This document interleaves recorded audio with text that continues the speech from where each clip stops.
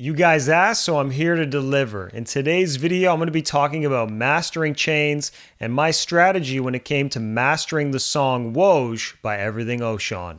Are you ready? Let's go.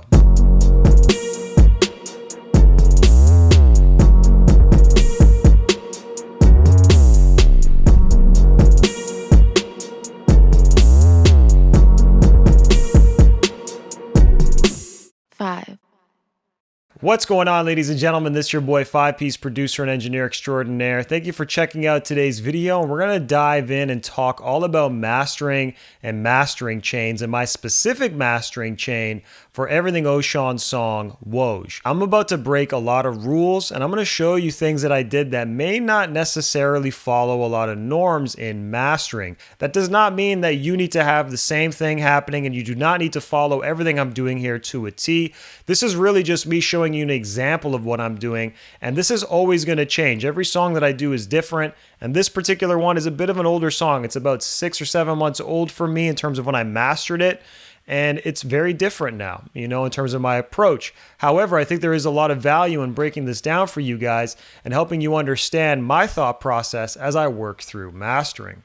This video is sponsored by DistroKid. If you're an artist that's releasing music and wants to get it on streaming platforms like Spotify, Apple Music, and Tidal, you have to check them out. I personally have been using their services for years, and they have a whole bunch of amazing features that make it easier to promote yourself and get heard today.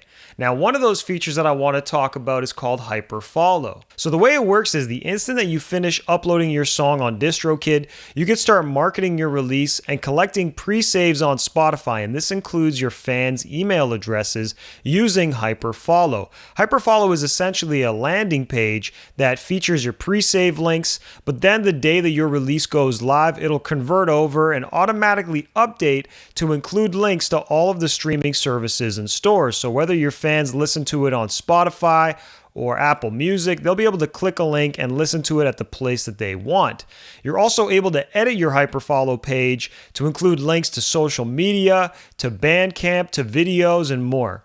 And this link, it never changes. You will never have to update your marketing or your social media posts or any of that. That hyperfollow link is always going to be the same, and you can find it easily on your DistroKid album page. It's a very simple tool that really every artist should be using, because at the end of the day, we want to have a nice one link that someone can use to access the most important thing, which is your art, your content, and your music. Now, the cool thing about it is DistroKid has set me up with my own VIP link, so anyone that uses this link will get a nice discount for being a viewer and subscriber. Just hit the description down below and make sure you sign up using my link so you can reap the benefits of this. And I highly recommend that you check out some of the other content I've made that talks about DistroKid and some of their amazing features. I'm going to leave one right here, right now. That's all about their marketing features that you should check out. Now, with that in mind, let's talk about mastering your song and the mastering chain that I specifically used. So let's jump into Pro Tools and we'll get this going. Now, what I want to do is I want to play a part of the song without any mastering at all, and then I want to put my mastering on so you can hear the difference between the mixed and the mastered track. And you're going to see firsthand how much louder this thing is and fuller, punchier, and all that. So let's check this out. I'll play it without it and I'll put everything in. Back with the pros, ayy. Shorty got class in the shows, ayy. I know the game how it goes, ayy. I know the game like I'm Woj, ayy. I'm in the back with the pros, yeah. Shorty got class in the shows, yeah. I know the game how it goes, yeah. I know the game like I'm Woj, yeah. I'm in the back with the pros, ayy. Shorty got class in the shows, ayy. I know the game how it goes, ayy. I know the game like I'm Woj, yeah. I'm in the back with the pros, yeah. Shorty got class in the shows, yeah. I know the game how it goes, yeah. I know the game like I'm Woj, ayy. So you should really hear that difference. It's pretty significant, right? And what we're going to do is we're going to break down each of these plugins one by one and walk through the steps that I took to ultimately achieve this really loud, full, and punchy mix and the thought process that went into everything as I worked through it.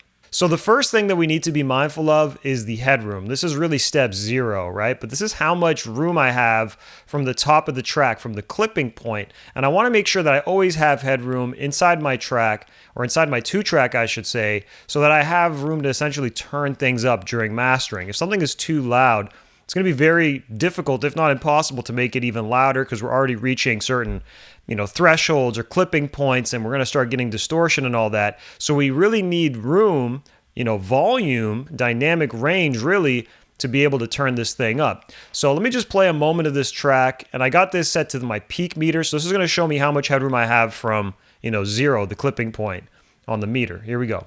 Back with the pros, ayy. Shorty got class in the shows, ayy. I know the game how it goes, ayy. I know the game like I'm Woj, ayy. I'm in the back with the pros, yeah. Shorty got class in the shows, yeah. I know the game how it goes, yeah. I know the game like I'm Woj, yeah. I'm in the back with the pros, ayy. One thing I want to mention is this song is extremely dynamic. If you haven't heard it before, the song is essentially like an 808 that's really dominating, and that's the loudest part, and then there's a whole lot of room to breathe. But at the same time, you have vocals happening and some lighter kind of instruments, but really the 808 is that big sound that's eating up a lot of the headroom. What I'm really saying here is you want to have headroom on your 2-track before you go into mastering, and you typically want to have between -3 and -6 dB of headroom. However, there are exceptions to the rule, and this song is an exception to that. I'm hitting this -1.1 when that 808 is hitting, but you'll notice that when this was playing through, when the 808 wasn't hitting and you're hearing the other parts of the arrangement, the more spaced out parts without the bass, it was hitting, below -3, sometimes as low as -7, and sometimes even lower than that. So with that in mind, let's talk about the first step of the chain that I have here, and that is a MS EQ. MS stands for mid-side or mono stereo, and I like to use it specifically because I want to process these different stereo fields differently, right? I may want to affect the stereo field a bit differently from the mono and vice versa. Now, this is also important because we want to achieve some solid mono compatibility. What do I mean by that? I mean that when we're listening to music, such as myself right now, I'm perfectly fixed between 2 speakers. I'm in the perfect position. I can hear the left and the right pretty much equally, and I'm getting a good vantage point of the mix, right, or the track. Well, not everybody has that luxury, right? A lot of us are actually listening to music with one headphone in and one headphone out, right? So we're only hearing one side. Or we're listening to our laptop and then we're walking around our houses or our rooms and we're not actually in the perfect position to hear things. Same thing if you're at a real event, right? If you're at a club or, a bar or whatever, you're going to be standing near one speaker and maybe not near the other. And if your track is not mono compatible and it's really focused on the stereo image and having some stuff on the left and some stuff on the right, this can be problematic because it may not translate into these environments and people may not actually be getting the best experience with your song. And that's something that we want to avoid, of course. So what I'm doing here is I'm processing each of these sections differently, but I'm primarily using the filters to tighten things up. That's what I'm really doing. Now in the stereo band, this is where it's a little bit more important to actually consider doing something like this. And of course, you don't always want to do these things, but this is what I did in this case. And what I'm doing here is I'm actually removing up to 90 hertz in the stereo band. So this is like the left and right channel, the far and left right? So what's happening here is I'm essentially deciding to do this because I want to get rid of bass in the sides and have the bass be fully concentrated and focused in the middle, in the center. We humans, we cannot detect bass if it's in the stereo field. It's much more difficult, right? We're just not really set up like that. We weren't designed that way. And you'll know if you ever take a bass sound and pan it hard left or hard right, that feels weird as hell. And there's a reason why that is. It's because we weren't really meant to detect bass like that. Bass should just be right down the middle and straight up for us. So with that in mind, I want to get rid of the bass and have it be perfectly concentrated in the center if I can, in the mono section or the mid section. And for that reason, I'm essentially getting rid of up to 90 hertz. However, as a note, you can go even higher. You can go to 200 hertz if you want, and that should help really clean things up and again, keep that bass concentrated in the middle while also tightening the overall track. Let me play you it with everything bypassed, including this EQ, and then I'm going to put it in. And again, just listen, pay attention, see how much different it sounds, if even at all. If you've done it right, it shouldn't be the biggest deal. It should be very transparent and not noticeable at all. Here we go. Back with the pros, ayy. Shorty got class in the shows, ayy. I know the game how it goes, ayy. I know the game like I'm Woj, ayy. I'm in the back with the pros, yeah. Shorty got class in the shows, yeah. I know the game how it goes, yeah. I know the game like I'm Woj, yeah. I'm in the back with the pros, ayy. Shorty got class in the shows, ayy. I know the game how it goes, ayy. I know the game like I'm Woj, yeah. I'm in the back with the pros, yeah. Shorty got class in. So hopefully you could hear the difference there. It's very subtle, but at the end of the day, we're just, again, sculpting this a little bit. And in the next steps, I'm going to continue to drive the volume up so that you don't even notice that that 808 is recessed a little bit. As you can hear, it's very loud in the mix. So these next steps will probably help make a lot more sense. So the second plugin in my mastering chain for Woj is a compressor, and I'm specifically using the BX Townhouse Bus Compressor. Love this compressor. It's definitely got a specific sound. It's not really transparent. It adds a character, but I love what it does, and you're going to see in a moment. But just to break down the settings on this, I have a 2-to-1 ratio. I have a fairly slow attack, a fairly fast release, and I'm adding about 0.8 dB of makeup gain. The threshold is dependent on the track and how loud it is, so you're going to see how much reduction we're getting here. But typically I aim for 1 to 2 dB of reduction. I believe this is closer to about 2 dB. And as you might imagine, when I play this, you're going to see that even though I'm adding 0.8, I'm probably losing more. So this makeup gain isn't totally canceling everything out. But I wanted to just add a little bit more volume because I'm going to continue to drive this over next steps with limiters, maximizers, clippers, etc. Now, with that in mind, let's just play this, and I'll actually get rid of the comp and I'll put it in. Let's just hear what it's doing. It should be catching the peaks, particularly like the 808, the kicks, the snares perhaps, the loud stuff in the rhythm section, and just bringing them down a little bit. But then as a result of this makeup gain that I'm adding, it should also be driving up the quieter parts and, hopefully not being too noticeable, but overall just gluing things together, as they say. So here we go. Let's take a listen. Back with the pros, ayy. Shorty got class in the shows, ayy. I know the game how it goes, ayy. I know the game like I'm Woj, ayy. I'm in the back with the pros, yeah. Shorty got class in the shows, yeah. I know the game how it goes, yeah. I know the game like I'm Woj, yeah. I'm in the back with the pros, ayy. Shorty got class in the shows, ayy. I know the game how it goes, ayy. I know the game like I'm Woj, yeah. I'm in the back with the pros, yeah. Shorty got class in the shows, yeah. I know the game how it goes, yeah. I know the game like I'm Woj, ayy. See, to me, it's just making everything more flush. That's how I would describe it. It makes it more flush. The vocals just sort of sit better with the beat, specifically with the drums especially. The drums actually feel a little bit more subdued when I don't have this in. When I put it in, it feels like they come forward. Overall, I think it's doing what I want it to do, which is just glue everything together, but not so aggressively, right? That's why I have this set the way that I have it set up. And it's crazy because even though I am losing upwards of 2 dB and I'm making up less than that, those reductions are really only happening during the 808, during the loudest part. Really, it's not that loud all the time, right? And it's really only compressing that. And as a result, I'm adding that 0.8, less than 1 dB, to bridge the gap and overall make the track sound more cohesive and together and as one.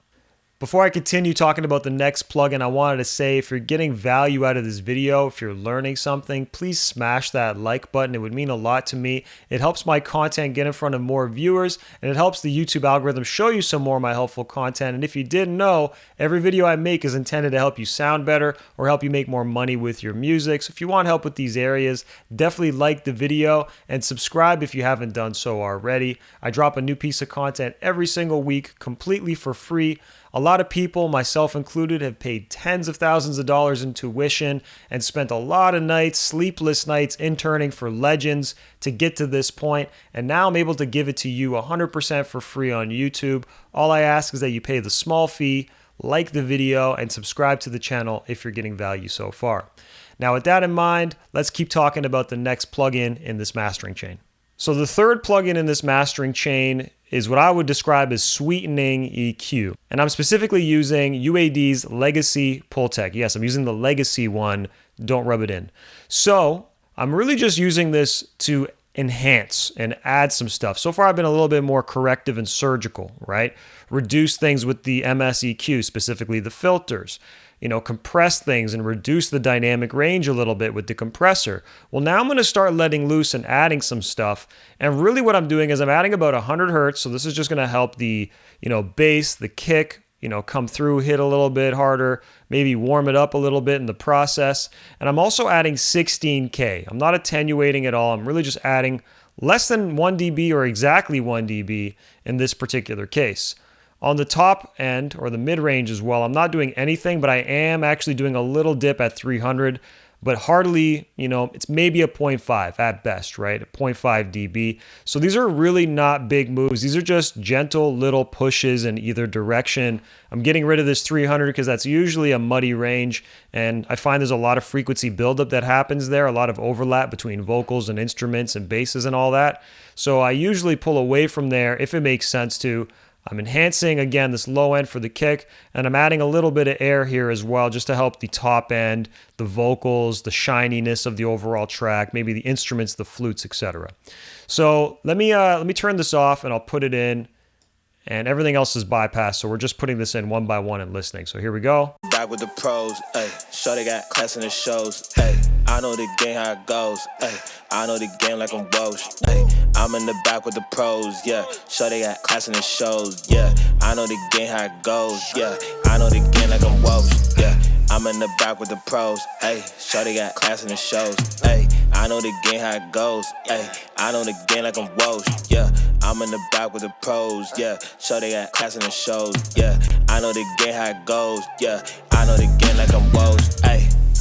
Back with the pros, ayy. Shorty got class in the shows, ayy. I know the game how it goes, ayy. I know the game like I'm Woj, ayy. I'm in the back with the pros, yeah. Hopefully you can hear the difference. It is somewhat subtle, but at the end of the day, you can hear that there's just a little bit more warmth in the track. That's due to this low end boost that I'm doing here.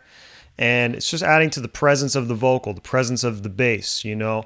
A little bit more shiny, a little bit more high-end sounding, but again, very, very gentle, not going too crazy with it. And, you know, just pushing things where they need to go. So the third step in the chain, sweetening EQ. Now the fourth plugin in the chain is Corrective EQ. So as you can imagine, as you're mastering, you're dealing with a 2-track, you're dealing with the whole thing, and you're affecting things more or less equally. And one thing you do might benefit something, but then work against something else. So even though I'm doing like EQ, and I'm doing it in stages, right? I'm not doing just one time and that's it. I'll do a little bit here for this specific reason, a little bit there for this specific reason, etc. And this one in particular is one of those. It's a corrective EQ, and it's used to just sort of tighten things up a little bit more. And a lot of it, you know, is dynamic. You can see, right? You can see that I have dynamic bands set up, and that's just to catch really loud resonances or problems, things that I've defined as problems. It catches them when I need to.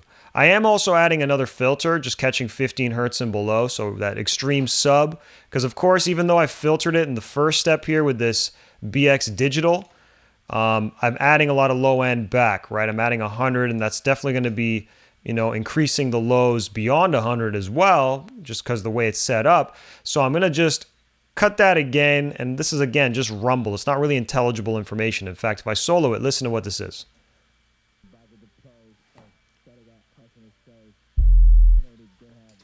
You can't even really hear it, but you do hear it when the 808 played there. So it's obviously not really important information, at least not necessarily. Sometimes it is, in this case it isn't. I'm also just tightening the low a little bit, okay? I felt like I had a little bit too much of 83 hertz.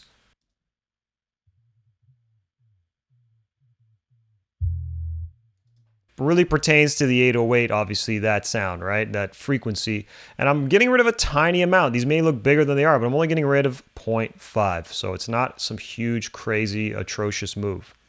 Then I'm treating 218. I'm not actually getting rid of anything, but I do have this set up dynamically. Let's check this out.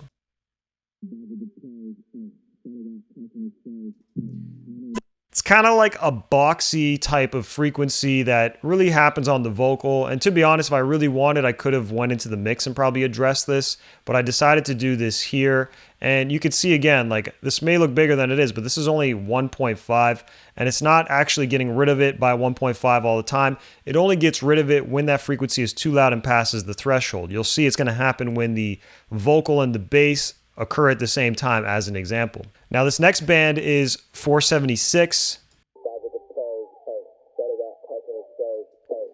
Kind of like the lower part of the nasally honky type of sound, at least at the beginning. So again, I'm not getting rid of anything permanently with the EQ. I'm using the dynamic band so that it only gets rid of it when it becomes a problem, when it passes the threshold that I've set up. And that's what's happening here. And I am also treating around 9500 hertz. This is probably going to be some more harsh type of frequencies, brittle type of sound, stuff like that. I find between 9 and 12 can sometimes get dicey depending on the recording and the pitch and the tonality. So let's see what this is really affecting. It's pretty much the main vocal plus the hi-hats and the excessive part that could be perceived as harsh in certain listening devices, particularly earbuds. I find this range can be very sensitive in that range when you're listening on those types of devices. So once again, let's see this without the EQ and let's put it in. Back with the pros, ayy. Shorty got class in the shows, ayy. I know the game how it goes, ayy. I know the game like I'm Woj, ayy. I'm in the back with the pros, yeah. Shorty got class in the shows, yeah. I know the game how it goes, yeah. I know the game like I'm Woj, yeah. I'm in the back with the pros, ayy. So you should be able to hear when I don't have this Pro Q in, the vocal just doesn't sound as great, right? It sounds kind of muddy, boxy, less detailed, and some of that is a product of the steps before it. I find sometimes compression creates certain, pockets of resonances or just certain harmonic content. It just creates weird interactions sometimes, and it does some good, but then also does some bad. So this is me somewhat correcting some of those things that I felt like the compression was introducing. But as a result, I feel like it just makes the track sound more high-end, more clean and clear, less muddy. Because really, muddiness is what I'm trying to deal with here, especially with these dynamic bands. Now, the fifth plugin in the chain is a clipper. And I'm going to be perfectly honest here. The way I have this chain set up is a little bit unorthodox. I actually imagine I'm probably going to get some haters in the comments. So if that's you, feel free. But what I want to say here is I usually like to set up a clipper ahead of a limiter. I find that it helps treat peaks, it clips those peaks, and therefore makes the limiter work less hard. I'm certainly simplifying this a lot, but what I'm ultimately doing with this particular clipper is I'm making sure that we are shaving those excessive peaks. In this case, it's really the 808. The 808 is super loud, and of course, with the rest of the chain happening, it's kind of causing it to clip, as you could see here. And I could, of course, deal with some headroom and all that, but I sort of like what I'm getting here. I want this track to sound a little bit more hot and aggressive, right? This is on purpose. It's a stylistic thing. But I want to make sure that I'm treating those peaks and that they're not actually turning into audible distortion, digital distortion at all. The other thing too is the rest of the track in relation to the 808 is pretty quiet. So what I'm doing here is I'm actually driving the gain up, and that's really increasing the volume of these quiet parts that are not really clipping or even close to clipping, right? That stuff that was at that -3 and -7 sort of headroom range, right? And I'm just driving the volume of those things up, but then at the same time I have the safety net of this clip. Now I am using oversampling here. My opinion on oversampling evolves as time goes on, but for some reason this is what I did. I probably would be a little bit more averse to oversampling because I do find that it can negatively affect transients at times, but I'm still playing around with this. I'm looking at different information, but sometimes it is good to oversample though. You'll find that your song sounds more detailed. I decided to do that here, but you don't always have to do this, especially if you do like your transients, because sometimes it does negatively impact them. So with that in mind, let me bypass this clipper. Let's play this and put it in. Back with the pros, ayy. Shorty got class in the shows, ayy. I know the game how it goes, ayy. I know the game like I'm Woj, ayy. I'm in the back with the pros, yeah. Shorty got class in the shows, yeah. I know the game how it goes, yeah. I know the game like I'm Woj, yeah. I'm in the back with the pros, ayy. Shorty got class in the shows, ayy. I know the game how it goes, ayy. I know the game like I'm Woj, yeah. I'm in the back with the pros, yeah. Shorty got class in the shows, yeah. I know the game how it goes, yeah. I know the game like I'm Woj, ayy.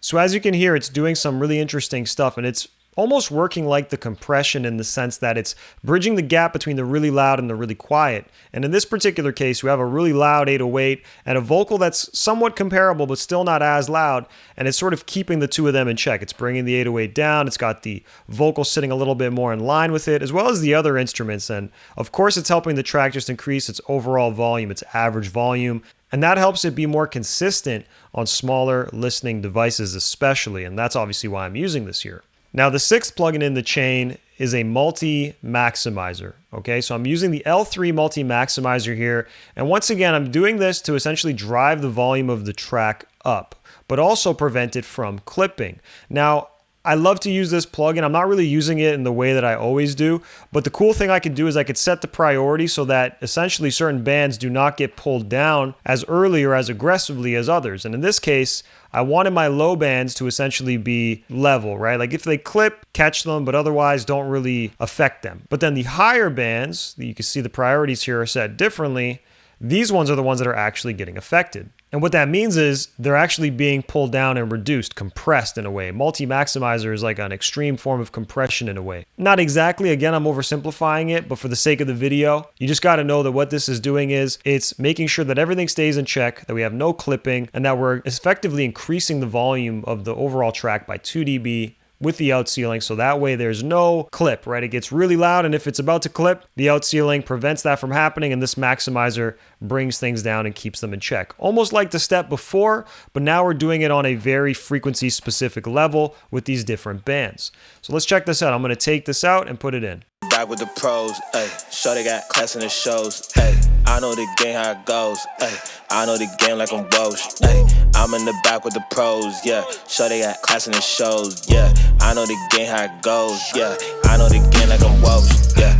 So you see that it's attenuating or reducing the volume a little bit, but primarily when the bass hits. But as you can hear with your ears, you can really hear that the vocal comes up way more forward and is way more dominant in the track as a result of adding this next step. Now following that, I have another limiter. I know you guys are probably thinking that I'm crazy, and I'm sure there's going to be someone in the comments talking all kinds of nonsense about how I don't know anything about a damn thing. With that in mind, I'm adding another limiter to, once again, drive up the volume of the track. So as you can see, instead of having like one limiter going crazy and like jacking things up by 6, 8, 10 dB or more, I have multiple limiters working in series with one another. And a maximizer is technically different, but it effectively does the same thing in a lot of ways, right? So I have the clipper adding about, what, 1.4 dB I said, I believe.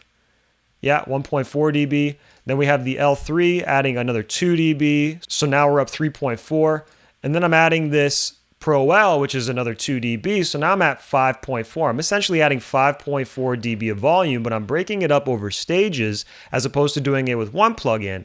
And that allows me to achieve a much more transparent sound where the integrity of the track survives, like the transients can still be audibly heard and felt. And that's the problem when you jack up one single limiter. It can really squash the hell out of things and not necessarily get the result you want, but it could help you get the loudness. But you're obviously going to be sacrificing your other things like the detail and the transients and other things of that nature. Like I said, serial limiting in this particular case is what I'm doing here, and I'm adding this 2 dB. I have an outsealing of 0.3, super slow attack, pretty fast release, a brief look ahead time, and I'm currently using the bus style, which I don't always use, but I used it in this case. So let's see how this is now affecting the track. Here we go. Back with the pros, ayy. Shorty got class in the shows, ayy. I know the game how it goes, ayy. I know the game like I'm Woj, ayy. I'm in the back with the pros, yeah. Shorty got class in the shows, yeah. I know the game how it goes, yeah. I know the game like I'm Woj, yeah. I'm in the back with the pros, ayy. Shorty got class in the shows, ayy. I know the game how it goes, ayy. I know the game like I'm Woj, yeah. I'm in the back with the pros, yeah. Shorty got class in the shows, yeah. I know the game how it goes, yeah. I know the game like I'm Woj, ayy. Back with the pros, ayy. Shorty got. Hopefully you get it, but this song is so dynamic that the challenge was to make sure that I can bring up the quiet stuff and have it sit well without being too loud and just having these crazy imbalances. So I'm breaking up this limiting to ultimately achieve that, and I'm doing it gradually as I explained. So the next plugin in the chain is a saturation device. Now I'm going to be honest, this is against all the rules. I've broken rules with this step, okay? Usually the limiters, the maximizers, these are the last plugins in the chain. These next three steps I'm going to show you are three things that I did very much unorthodox and not by the book, and somebody's going to try to slap my wrist in the comments. So what I'm doing with the saturation and this particular saturation knob is I'm trying to get a little bit more high-end content out of this, some more high-end frequency content, the harmonics of what's already there. This is supposed to help ultimately get a little bit more out of the 808 and the bass, allow it to cut on smaller devices. It'll hopefully help warm up the vocal and warm up the overall track and allow maybe the vocal also and the high-end stuff to come out a little bit more, be a little bit more shiny but not too aggressive. As you can see, I'm hardly pushing the needle here. I'm not cranking it and having a super distorted sound. I'm adding just a touch of it, and this is not really something I use so much anymore on my master, but I did it this time and I like what it did. So let's check this out. Back with the pros, ayy. Shorty got class in the shows, ayy. I know the game how it goes, ayy. I know the game like I'm Woj, ayy. I'm in the back with the pros, yeah. Shorty got class in the shows, yeah. I know the game how it goes, yeah. I know the game like I'm Woj, yeah. I'm in the back with the pros, ayy. Shorty got class in the shows, ayy. I know the game how it goes, ayy. I know the game like I'm Woj, yeah. I'm in the back with the pros, yeah. Shorty got class in the shows, yeah.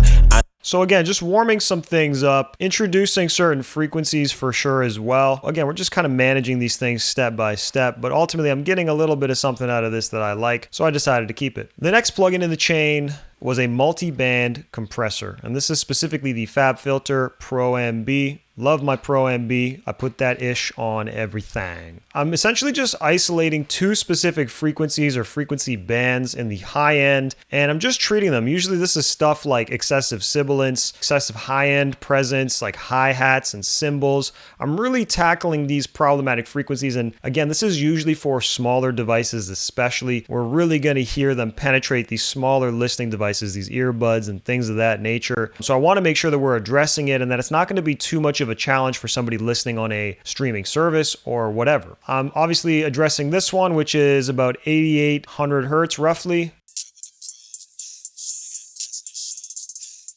can hear that it's like a lot of kind of sibilance, the higher end of the sibilance. It's the hi-hats as well. I feel like they're pretty loud here.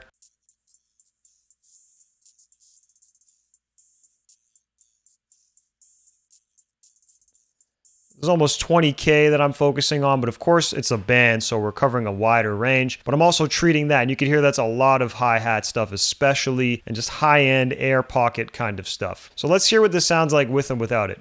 Back with the pros, ayy. Shorty got class in the shows, ayy. I know the game how it goes, ayy. I know the game like I'm Woj, ayy. I'm in the back with the pros, yeah. Shorty got class in the shows, yeah. I know the game how it goes, yeah. I know the game like I'm Woj, yeah. I'm in the back with the pros, ayy. Shorty got class in the shows, ayy. I know the game how it goes, ayy. I know the game like I'm Woj, yeah. I'm in the back with the pros, yeah. Hopefully you hear the difference. I actually think this is very noticeable. You really hear a reduction in the high end, and especially for the hi-hats, and that's really what I'm doing to address this. Again, maybe you could go into the mix and pull it down. That's always something that I recommend doing. I didn't decide to do that in this case. I liked my mix where it was, and I decided to do this on the mastering level. Not always the best idea. Again, I'm breaking a lot of rules with these next steps here, but I want to make sure you understand the intention behind each of these individual steps that I'm taking and what I'm trying to treat and fix by doing this. Now, the final plugin in the chain is actually a bit of a cheat code. I'm using Ozone 9, okay? And what I mean by cheat code is I'm not actually using just one plugin here. It's one plugin that has 3 plugins within it. So the first one is actually a dynamic EQ, and I'm specifically grabbing certain bands that are problematic for me, and I'm pulling them down, but I'm doing it dynamically, so they're only getting out of the way when there's an issue. As you can see, once again, I'm doing this EQ stuff in stages. I'm manipulating certain tones and certain frequencies and resonances in stages. I'm not grabbing them all and just pulling them down permanently. I'm doing it when they become a problem, when they pass a threshold or something that I've set up. I got the first one here, which is about 116, probably a lot of low end, sub, kick. But then it's also some of his vocal. There's still some low end in EverythingOShauN's vocal here. I got 371. Let's hear this.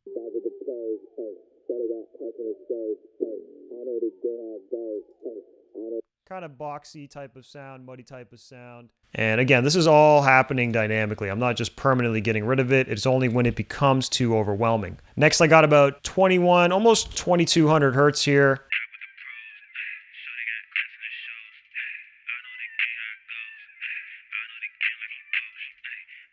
And then I got just something on the treble, 1400 hertz and above. I'm essentially reducing that a little bit. Some of these look super aggressive, but they're not as aggressive, especially when you actually listen to them, right? So if I actually get rid of everything, let's see how much of a difference this dynamic EQ on its own makes. Back with the pros, ayy. Shorty got class in the shows, ayy. I know the game how it goes, ayy. I know the game like I'm Woj, ayy. I'm in the back with the pros, yeah. Shorty got class in the shows, yeah. I know the game how it goes, yeah. I know the game like I'm Woj, yeah. I'm in the back with the pros, ayy. Shorty got class in the shows, ayy. I know the game how it goes, ayy. I know the game like I'm Woj, yeah. I'm in the back with the pros, yeah. Shorty got class in the shows, yeah. I know the game how it goes, yeah. I know the game like I'm Woj, ayy. Back with the pros, ayy. Shorty got class in the shows, ayy. I know the game how it goes, ayy. I know the game like I'm Woj, ayy. I'm in the back with the. Overall, I don't think anything super crazy is happening here. I don't think it's completely killing the track. I just wanted to control particular problem areas a little bit better, and then of course stack on top of them, because as you can see down this chain, there's a maximizer coming, and that will make up for any volume reduction or volume loss that happens. So the next plugin in this 3-part series that I'm using to cheat with here is an imager, and I'm just doing a little bit of pushing and pulling in certain directions with the stereo image. And what's happening is I'm actually tightening the low end from about 199, so 200 and below. This again ties into that keeping the bass mono and centered. I'm just doing this. I don't want to do it 100. I find that sometimes is a little bit too much, but I'm doing that to just tighten things up. And then I'm pushing the other bands, the mid bands, around a little bit, but then I'm keeping the very top band focused. This is going to be pretty subtle, but let's see what happens when I take this out and put it in. Back with the pros, ayy. Shorty got class in the shows, ayy. I know the game how it goes, ayy. I know the game like I'm Bosch, ayy. I'm in the back with the pros, yeah. Shorty got class in the shows, yeah. I know the game how it goes, yeah. I know the game like I'm Bosch, yeah.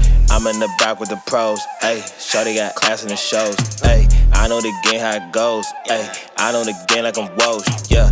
I'm in the back with the pros, yeah. Shorty got class in the shows, yeah. I know the game how it goes, yeah. I know the game like I'm Bosch, ayy.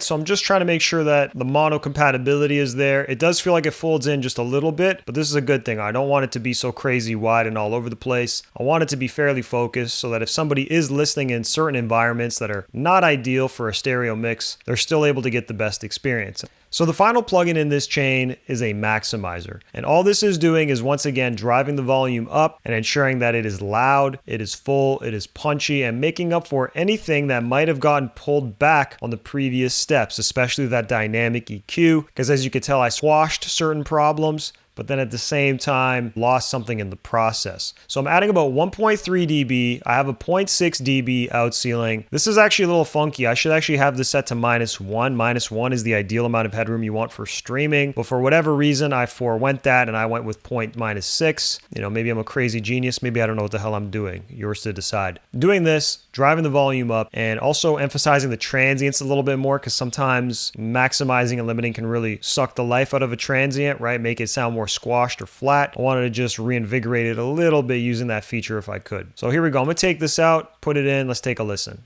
Back with the pros, ayy. Shorty got class in the shows, ayy. I know the game how it goes, ayy. I know the game like I'm Bosch, ayy. I'm in the back with the pros, yeah. Shorty got class in the shows, yeah. I know the game how it goes, yeah. I know the game like I'm Bosch, yeah. I'm in the back with the pros, ayy. Shorty got class in the shows, ayy. I know the game how it goes, ayy. I know the game like I'm Bosch, yeah. I'm in the back with the pros, yeah. Shorty got class in the shows, yeah. I know the game how it goes, yeah. I know the game like I'm Bosch, ayy. It's kind of doing similar things to the previous limiters, but overall doing what I wanted to do, keeping things in check, bringing up volume, making sure the vocals up front, making sure the bass and the 808 is up front. No complaints on my end. So now, like I was saying, let's double check everything for mono compatibility. I'm going to use this BX meter here, and if I press this M button, it's going to let me hear what it sounds like in mono. So here we go. Back with the pros, ayy. Shorty got class in the shows, ayy. I know the game how it goes, ayy. I know the game like I'm Bosch, ayy. I'm in the back with the pros, yeah. Shorty got class in the shows, yeah. I know the game how it goes, yeah. I know the game like I'm Bosch, yeah. I'm in the back with the pros, ayy. Shorty got class in the shows, ayy. I know the game how it goes, ayy. I know the game like I'm Bosch, yeah. I'm in the. And as you can tell, when I collapse it to mono, I am losing stuff. That's going to happen, right? You have stuff in the stereo field. You have your reverbs and your effects. That's always in the stereo field. Hearing it in mono, I'm still getting the main stuff. I'm getting most of the flute. I'm getting the vocal. I'm getting the bass, the 808, the percussion, the drum sounds, the rhythm section. I'm getting it all pretty clearly, and I'm pretty satisfied with that. In terms of LUFS, if I'm looking at that, let's check this out. Back with the pros, ayy. Shorty got class in the shows, ayy. I know the game how it goes, ayy. I know the game like I'm Bosch, ayy. I'm in the back with the pros, yeah. Shorty got class in the shows, yeah. I know the game how it goes, yeah. I know the game like I'm Bosch, yeah. I'm in the back with the pros, ayy. Shorty got class in the shows, ayy. I know the game how it goes, ayy. I know the game like I'm Bosch, yeah. I'm in the back with the pros, yeah. Shorty got class in the shows, yeah. I know the game how it goes, yeah. I know the game like I'm Bosch, ayy. So as you can see, I'm hitting about -10 LUFS, let's say.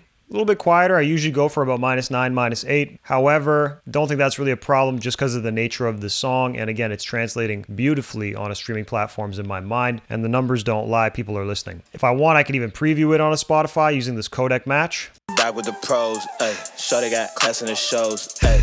I know the game how it goes, ayy. I know the game like I'm Woj, ayy. I'm in the back with the pros, yeah. Shorty got class in the shows, yeah. I know the game how it goes, yeah. I know the game like I'm Woj, yeah. I'm in the back. And you can hear that volume difference. Quite significant. So there you have it. That was my mastering chain for Woj by EverythingOShauN. Again, you should not be following this to a T, but hopefully you picked up some gems along the way as I broke this down. If you have any questions, please leave them in the comments below, or if you learned something, definitely let me know what was the biggest thing that stood out to you in today's video. If you haven't yet, please smash that like button for the YouTube algorithm. That would really help me and my content be exposed to more individuals like yourself. And if you're new here, please subscribe to the channel. I drop something new every single week, always focused on helping you sound better and helping you make more money with your music. I appreciate y'all for watching, and I'm looking forward to helping you again soon. Peace. 5.